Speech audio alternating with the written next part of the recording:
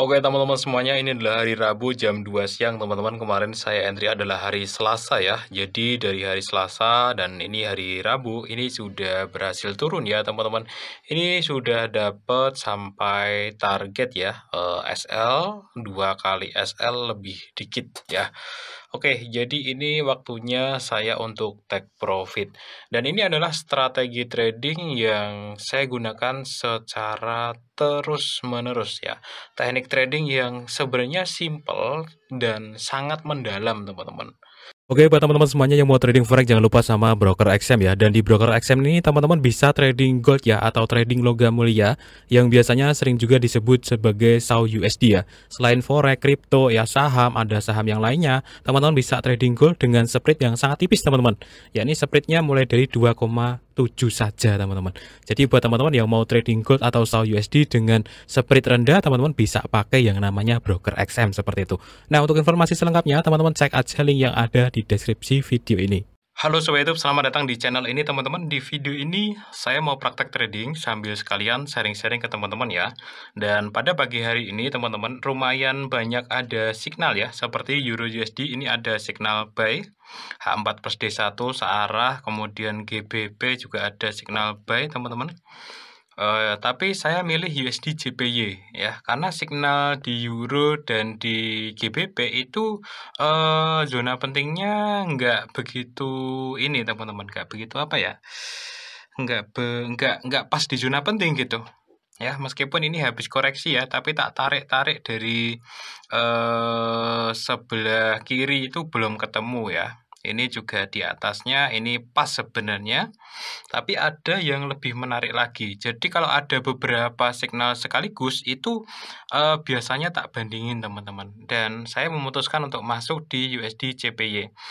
Nah, di sini zona pentingnya ini beneran ketemu teman-teman. Ketemu ke yang ketiga kali. Nah, yang perlu diperhatikan tuh zona-zona seperti ini, di mana dulu pernah jadi support, kemudian pernah jadi resisten.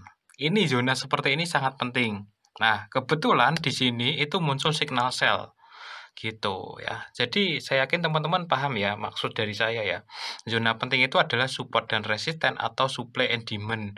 Yang titiknya nggak selalu plek di titik itu. Misalkan, oh ya misalkan break dari 148,322 saya nggak bisa seperti itu teman-teman. Kadang signal para analis ya yang kelihatan pinter-pinter itu kan ngasih titik seperti itu ya.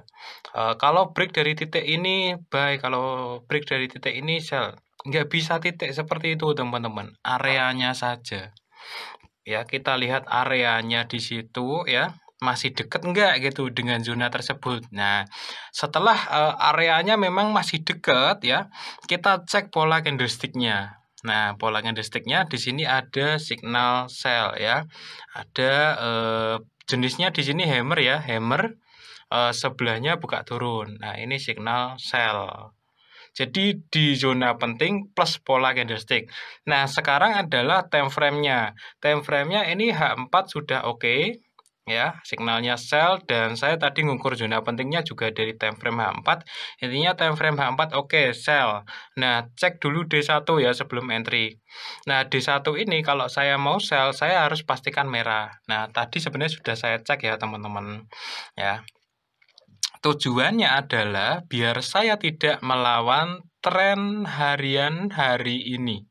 Ya, karena kalau D1 lagi hijau saya sell, itu artinya saya melawan tren hari ini. Nah, hari ini tuh bearish di D1. Jadi masuk akal ketika saya sell gitu. Tapi bukan berarti oh D1 merah sell, D1 hijau buy, bukan. Tetap saya padukan dengan H4 yang tadi. Makanya rumusnya tetap ada 4. Zona penting, pola candlestick, time frame H4 plus D1.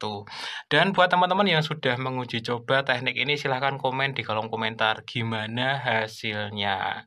Saya temukan banyak kok dari komen dari teman-teman yang sudah mulai menghasilkan. Bang, saya menghasilkan dengan tekniknya sampean. Cuman kekurangannya memang nggak bisa entry tiap hari. Iya, betul. Nggak bisa entry tiap hari. Entry-nya tuh seminggu minggu ya. Makanya saya di sini sediakan banyak pair, tujuannya ya biar bisa entry tiap hari gitu. Jadi bisa di pair mana saja teman-teman gitu. Oke, yang terakhir adalah soal money management. Nah, ini yang nggak boleh dilupakan. SL-nya ada di atas ini saja. Jadi kalau dia break ke atas ya, saya anggap dia masih forwarding bullish untuk yang ini cuman koreksi, naik dan break ya. Saya anggap seperti itu. Tapi karena sekarang ini masih bearish ya udah saya ikutin aja. Karena di time frame H4 juga signal sell. 148741. Oke, SL-nya ini dapat yang ideal kayak gini, seneng saya teman-teman. 741. Nah, dapat SL yang tipis kayak gini kan enak ya. Jadi kalaupun rugi dikit, tapi kalau analisa kita benar, kita bisa maksimalin teman-teman. Ya, dapat segini saja kan sudah lumayan ya teman-teman ya. Dapat segini saja. Ini trennya juga lumayan tinggi. Jadi ya peluangnya cukup tinggi untuk kalau dari segi trendline dari bawah teman-teman, ini juga sebenarnya masuk di zona seller ya. Ini tadi yang belum tak bilangin ke teman-teman. Nah, dari sebelah kiri kita masuk di zona penting, dari bawah kita masuk di zona penting. Nah, kita tinggal nyari buat target dia turunnya. Cuman turunnya seberapa ya, tak ambil dikit aja. Karena penurunan koreksi kayak gini nggak selalu begini terus sama dengan trennya, nggak, kadang-kadang seperti ini nih ya, cuman turun dikit ya, ada double bottom terus naik kayak gitu ya. Tapi whatever lah, terserah sama market kalau untuk turunnya seberapa. Tugas saya hanyalah ketika ada pola dan zona penting terbentuk, tugas saya sell di situ, buy di situ, kasih SL seperti itu. Saya nggak pernah kayak, oh ya ini kayaknya harus turun. Enggak teman-teman, terserah, bodoh amat dia mau turun ya syukur, enggak juga terserah gitu. Jadi saya nggak ada beban sama sekali dengan akun trading saya gitu. Mau dia profit pun juga terserah ya, mau dia rugi pun juga terserah gitu. Yang penting adalah saya menjalankan kebiasaan saya saja. Seperti itu kurang lebih teman-teman, kalau mau menjaga psikologi trading. Jadi psikologi trading teman-teman itu bakalan tenang kalau teman-teman nggak terlalu berharap gitu. Wah ini signalnya sell, ini harus turun. Nggak bisa teman-teman. Nggak bisa, belum tentu turun. Jadi ya seolah-olah kita kayak orang yang nggak butuh itu loh sama market.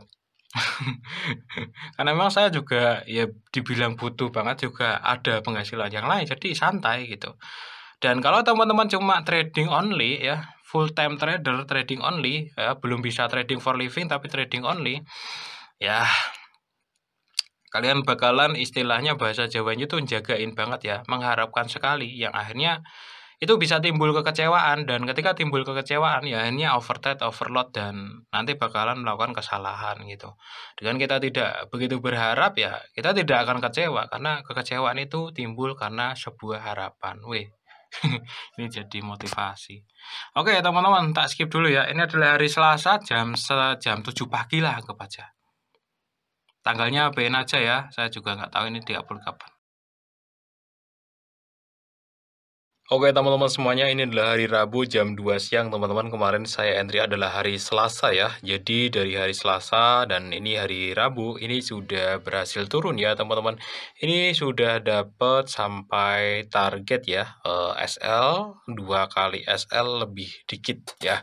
Oke, jadi ini waktunya saya untuk take profit. Dan ini adalah strategi trading yang saya gunakan secara terus-menerus ya. Teknik trading yang sebenarnya simple dan sangat mendalam, teman-teman. Ya, kuncinya seperti biasanya itu ada 4 ya, yang kemarin juga sudah saya praktekin. Yang pertama adalah zona penting, yang kedua adalah pola candlestick, yang ketiga time frame H4 oke, dan yang keempat adalah time frame D1 juga oke, seperti itu teman-teman.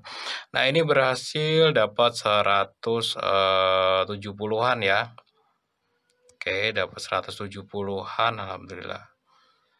Nah, di sini mulai ada sedikit pembelian, saya perhatiin di daerah sini. Dari time frame kecil sih sebenarnya, nggak begitu ngaruh juga sebenarnya, cuman karena sudah dapat target ya udahlah. Ini saya TP aja. Kalau saya tarik tren dari bawah gitu, takutnya dia masih melanjutkan bullish sekarang ya. Karena kan trennya naik sebenarnya teman-teman. Saya cuma ngambil koreksiannya aja ya kemarin. Oke, ini tak TP dulu aja deh. Tapi kalau untuk masuk buy sekarang juga belum sih, belum ada. Cuman ada ini keraguan di situ, takutnya nanti naik. Ini kan trennya sebenarnya bullish ya teman-teman. Nah kemarin saya ambil sell karena ini ya, dari bawah dan dari samping itu sama-sama zona penting ya. Dari samping itu resisten, dari bawah resisten, di sini ada signal sell, makanya di situ saya masuk ya. Dan ternyata beneran dapat ya. Tapi mengingat tren utamanya dia itu ada bullish di sini ya. Ada sesuatu yang cukup bullish ya ini ya, kalau kita tarik dari sini ataupun dari bawah itu kan bullish ya trennya tuh. Nah, takutnya dia melengkung begini ya, dia langsung naik gitu, bisa jadi juga gitu. Oke deh, karena saya sudah dapat koreksiannya, ya sudah saya tutup dulu. Tapi kalau bicara time frame D1, nah ini masih bearish ya. D1 itu bearish harami. Nah, yang kayak gini yang nggak bisa diambil teman-teman. Ya, ini antara H4 plus D1-nya tuh berlawanan gitu. Ini H4-nya ya. H4-nya sekarang ya maksudnya. Sekarang kalau yang kemarin tuh bagus, H4 D1-nya searah di sini. Sekarang itu H4-nya mulai naik tapi D1-nya dia bearish harami gitu.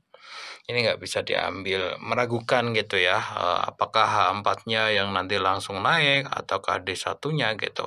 Jadi biasanya itu kebiasaan saya adalah menyelaraskan antara time frame H4 dan D1 ketika mau entry, saya pastikan di situ tidak berlawanan. Karena kalau berlawanan jadinya ya takut kurang valid aja ya teman-teman kayak gitu. Oke teman-teman ya, sekian ya sharing dari saya pada kesempatan kali ini. Semoga bisa memberikan manfaat dan kalau teman-teman ada pertanyaan silahkan tanyakan aja di kolom komentar.